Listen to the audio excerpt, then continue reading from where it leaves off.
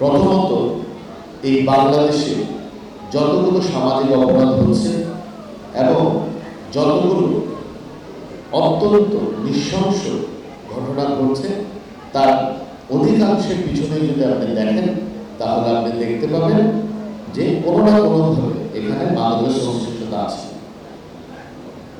ইদানিং কালের একটি গোষ্ঠীর কথা খুব আলোচিত হয় এবং এই শব্দটি খুব বিব্রতকর যে কিশোর গ্যাং। এটাও কিন্তু পিছনে সবচেয়ে বড় যে বিষয়টি ভূমিকা রাখে সেটা হচ্ছে মাদক। এরপরে আপনি দেখবেন এই যে আবহাওয়ার একটি ঘটনা বলল, আমাদের এনসিপি সেক্রেটারি সাহেব বলল, আমাদের পুলিশ সুপার বলেছে, এই ধরনের নৃশংস ঘটনা কোনো সুস্থ মস্তিষ্কের মানুষের পক্ষে ঘটানো সম্ভব না। তার মানে যারা উদ্দীপক হিসেবে মাদকের ব্যবহার করছে তারা কিন্তু আসলে নিজেকে এবং সমাজকে একটি বিকৃত মনস্তত্ত্বের জায়গায় নিয়ে যাচ্ছে। আমরা অনেক কথা বলেছি, এখন হয়েছে এক্সিকিউশন বা এর বিরুদ্ধে ব্যবস্থা নেওয়ার সময়। তাহলে এই সমস্ত ব্যবস্থাকে পুলিশ নেবে? এটা সম্ভব না। এই সমস্ত ব্যবস্থা কি শুধু আইনজীবীরা নেবে, বিচারকরা নেবে? এটা সম্ভব না। এটার জন্য প্রয়োজন একটি সমন্বিত প্রচেষ্টা। এই কারণে আজকে সকল শ্রেণী পেশার মানুষকে একত্রিত করা হয়েছে যাতে আমরা আজকে থেকে আবার নতুন করে প্রত্যয় ব্যক্ত করি এবং শপথ দিই যে বাংলাদেশ থেকে বিশেষ করে এই চট্টগ্রাম বিভাগ থেকে মাদককে আমরা নির্মূল করতে পারি।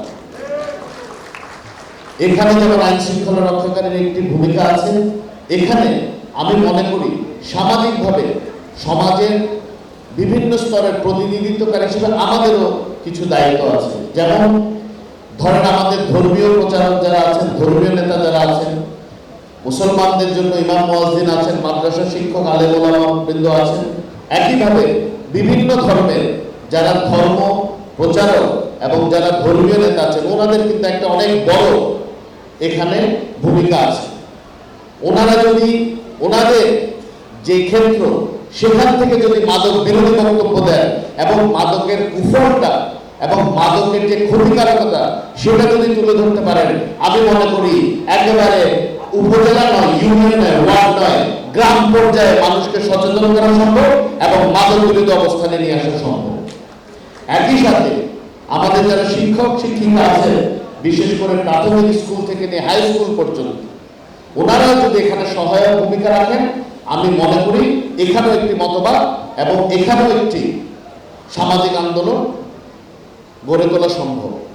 একইভাবে যারা আমাদের সংবাদকর্মী বন্ধুগণ আছে, যারা শুধু আজকে নয়, আমরা বিগত ফ্যাসিস্টের 17 বছরের যে আন্দোলন সংগ্রামে ছিলাম, গণতন্ত্র পুনরুদ্ধারের আন্দোলনে যখন আমরা লিপ্ত ছিলাম, তারা আমাদেরকে যেভাবে সহায়তা করেছে, তারা আমাদেরকে যেভাবে সাহায্য করেছে, আজকে যদি ওনারাও মাদকের বিরুদ্ধে, মাদক বহনকারী, মাদক ব্যবসায়ী এবং মাদক সেবনকারীদের বিরুদ্ধে একটি সামাজিক আন্দোলন আমাদেরকে গড়ে তুলতে সাহায্য করেন, আমি মনে করি, আমরা মনে করি আমরা এই ক্ষেত্রে আবারও সফল।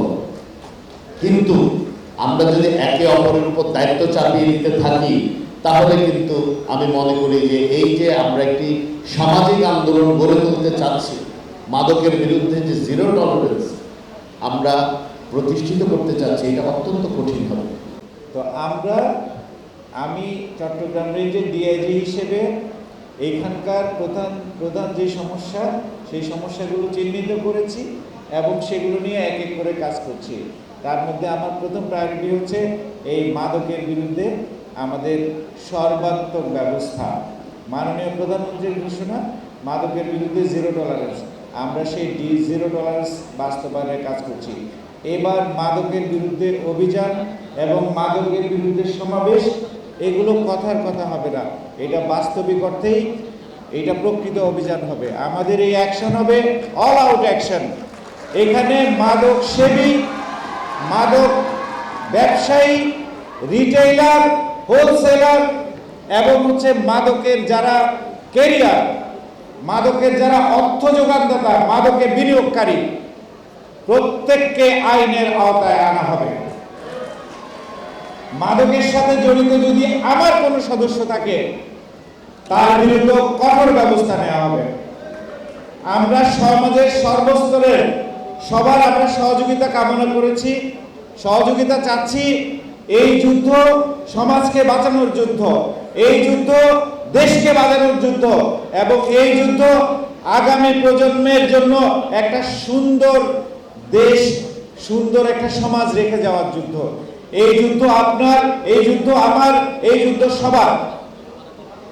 গুটি কয়েক সন্ত্রাসী, গুটি কয়েক মাদক ব্যবসায়ীর এই ব্ল্যাক ইকোনমিকে আমরা চিরতরে নির্মূল করে দেব ইনশাআল্লাহ। আপনারা যদি সহায় থাকেন এইটা এই বাংলাদেশ থেকে নির্মূল হবে। আমি আপনাদেরকে একটা উদাহরণ দিচ্ছি। 2001 থেকে 2006 মাননীয় প্রধানমন্ত্রী বেগম খালেদা জিয়ার শাসনামলে তখন এসিডের খুব উৎপাত ছিল, এসিড সন্ত্রাস ছিল, কথায় কথায় এসিড ছোড়া হতো। তারপরে এই এসিড সন্ত্রাসের বিরুদ্ধে মৃত্যুদণ্ডের আইন করা হলো। পরবর্তী 1 বছরের মধ্যে এসিড সন্ত্রাস চিরতরে নির্মূল হয়েছে।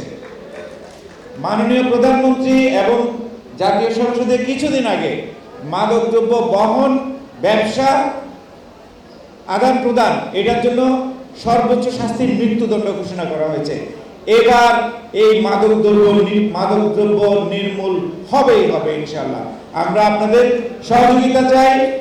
আমরা অলরেডি শুরু করেছি 16 আগস্ট থেকে আমাদের পুরো চট্টগ্রাম রেঞ্জের 11টা জেলায় ইতিমধ্যে কিছু কিছু রাঘব বোয়াল ধরা পড়তে শুরু করেছে।